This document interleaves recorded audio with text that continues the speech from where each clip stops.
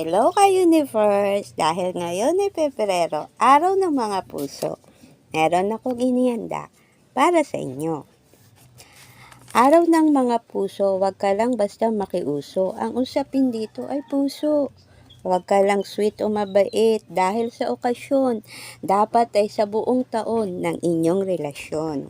Chocolate and roses, bibili ng pilit, pero budget ng family, laging iniipit, sikmura ang pinipilipit. Mabait ka ngayon, bukas para kang maton.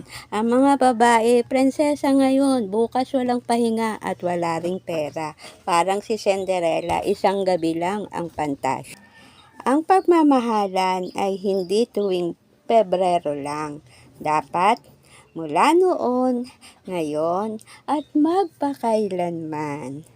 Kahit walang tsokolate at rosas, basta't pag-ibig ay wagas. Ramdam nyo sa hirap man o ginhawa, sa lakas man o kahinaan, tumaba ka pa at tumanda. Ang pag-ibig dapat hindi nawawala.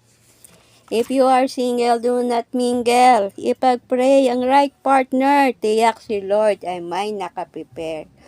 Huwag kang parang produkto na laging may promo o karinderya na bukas sa lahat ng may gusto. Hinay-hinay, sa tamang panahon maghintay.